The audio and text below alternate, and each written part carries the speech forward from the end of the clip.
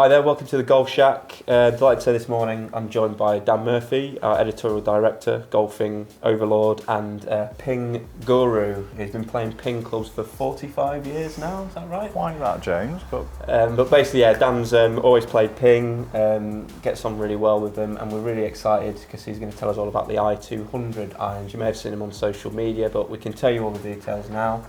Dan, what have Ping done then with the i200, and what are your first impressions? Well, there's a visual progression on the I series that we've seen now for quite some time, and just when you think that they've gone as far as they can, then they come out with a new model that is even slicker and moves it even more towards, I guess, what you think of as a traditional classic-looking golf club. So when I compare this to my existing I irons, you can see that the top line is definitely that little bit slimmer. Head as a result looks that bit more compact. The finish on it is that little bit more sophisticated. Really cool new numbers on the top, which they've taken from iBlade. Yeah. I don't know if you can see those. You were a big fan of that, weren't you? On the iBlade. Yeah, you made a point of noting that. It does. Yeah, it reminds me of 1980s sort of shirt numbers from like World Cups and things like that. So really cool. Obviously purely visual thing. The big thing is, I think, is making the irons a little bit more sophisticated, and yet they're actually more forgiving, more consistent. They haven't messed around with the loft. Well, actually they have, but in a very subtle way, and indeed in the middle of the set, the lofts are actually weaker compared to ice, so a very unusual thing. And what Ping say they're doing here is they're really trying to get the gapping to be even throughout the set. So we know, don't we, from all of our testing, that so often you get a set where the short irons go absolutely miles, but then suddenly you end up with longer irons and just don't go any further. It's got really tight gaps with your 5 and 6 iron, and Now I haven't used these enough, obviously out on the course, to see how that's going to translate through the set. But I just think, just looking at the progression of the numbers, you can see what they've done. As a company, Ping are not obsessed with distance on their irons. I don't think they ever have been. But I think that what they are trying to do is get that consistency, and certainly on the performance, it just feel that the shots are coming off the same more often. Yeah, I mean, from my personal first impressions on them, I do think the shelf appeal on these clubs is massive. I think when you first see the pictures, they have something that I've not really found with Ping clubs is that sort of wow factor. I do think we're actually getting towards that with these. We have that with the iBlades, and another thing I think with these clubs as well is you think of like the glide wedges. I think you'll be able to blend a set quite nicely with them because the finish is very similar. They're not going to sort of look out of place. If you have got some glide wedges in the bag as well. Yeah, certainly when you sit down the short irons in particular, you can just see that they sit that little bit closer to the turf, and it's just one of those things that the better players, or certainly people who've been playing for a long time, we've just got used to over the years. And when you see that leading edge slightly off the ground, even though there is a performance benefit to it, it's not necessarily what you want to see as an experienced player, and these just sit that little bit tighter, so again, more appealing. Just about where these irons would sit within Ping's range of irons that they have. Obviously, they're seen as a direct replacement, I guess, for the irons, which have been out for about 18 months. Just whereabouts, do they sit, and sort of like what handicap level you think they're going to appeal to? Yeah, so the Ping now have 4 irons in their range, and this is the number 2 of 4. So number 1 is iBlade, which is their out-and-out better player iron. Then you're going into i200. Then their biggest seller by far I'm sure will still be G, and then the 4th one is G Max, which is their super game improvement iron. So this is number 2 out of 4, and I think you can see that because there's a difference, isn't there? If you're the middle out of 3, then obviously you've got to sit right in the centre ground. But when you're 2 out of 4, I think it is moving in that direction, and I think increasingly it's quite hard to justify playing that iBlade style product, unless you are an absolute purist. And some people are just wedded to the looks of it. I understand that, but I think when you look at the numbers, certainly for me, the iBlade numbers are good, but they're just that much better, that tiny bit better on these.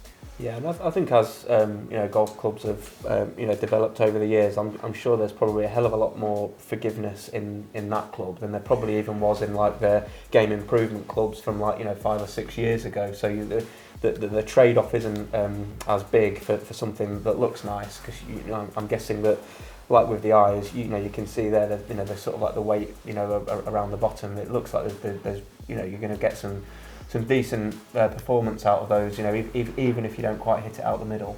Well, that's the amazing thing. The Ping engineers are saying that they've actually increased the MOI, so it means it's stable on those off-center hits. The head's not moving as much. So even though they're making these heads more compact, sometimes that's just a visual trick. They're just getting better at the design. It just looks to your eye as though it's smaller when it might not even be the case. But these are actually more forgiving than I.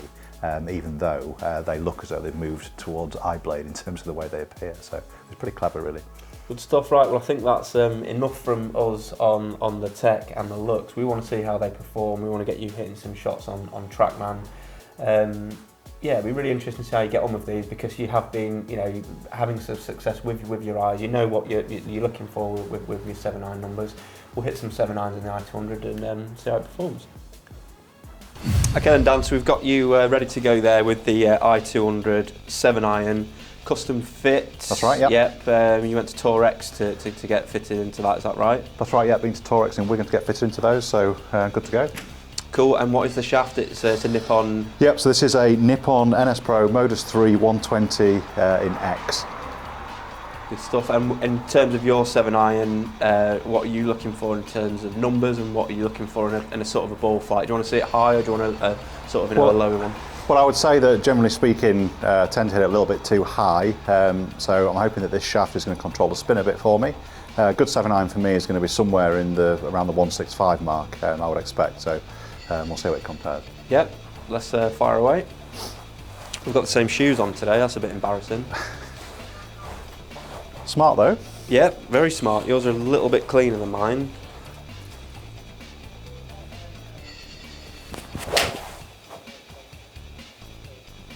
Good. What have been your sort of initial, sort of like first impressions, feedback from hitting them in terms of like the feel and the sound? Are you feeling and hearing different things to the eye, or is it very similar? Well, a couple of variables here, because obviously I've got a new head, but I'm also looking at a shaft that's new to me as well, so it's a slightly different feel. Yeah. At the moment, first couple of shots feels very, very clean off the face. Feels nice and crisp, so I'm quite optimistic that this is going to be a really good fit for me. Yeah, cool. And that look at a dress, much different to I, or is it in terms of size very similar? I'd say it is fractionally different.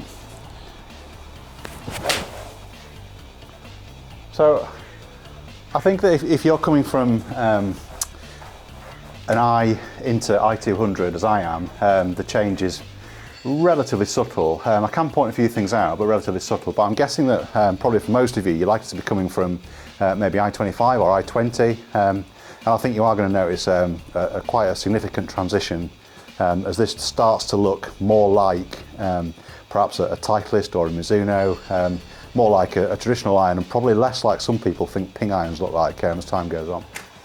Okay, so it's nice to see them adding a bit of shelf appeal, I guess, through the range. Yeah.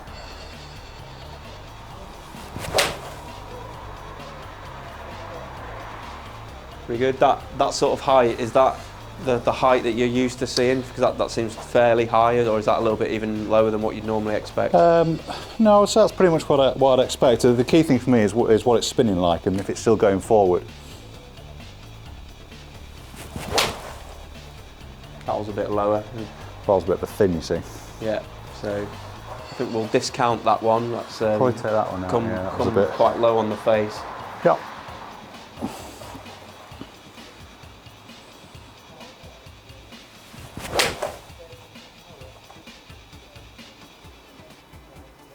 And what's your sort of iron shot shape like normally? Do you sort of dead straight or a slight draw, a bit of a fade? Probably a bit of a tuggy draw is the truth. So I would say that one was quite representative. But a little bit tug on order. Okay. Yeah. So we're just waiting for the thumbs up from the Trackman when we've got 5 good ones. Yep, happy with that? We have to go out there? Okay. Yeah, well let's have a sit down and go through some of those numbers. Okay.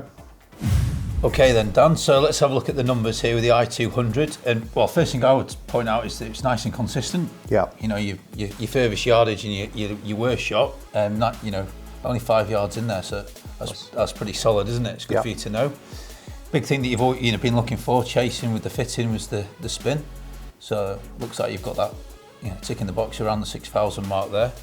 And club head speed, ball speed, smash factor looks really tidy there. So Feel a good golf club to hit?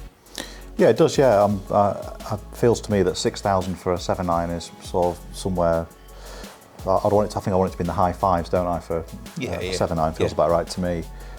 Just feels very consistent, and I know that that's quite a big thing with Ping. They don't really chase distance with these clubs, and I know one of the goals for this set was to try and get that consistency and the gapping. So for me, seeing shots that are doing the same thing one after the other is really encouraging. Yeah, it's good. I mean, when you launch angle's 21, I mean nowadays you see it down at 19, but I think that's more of a cheat due to the fact the strength of the lofts.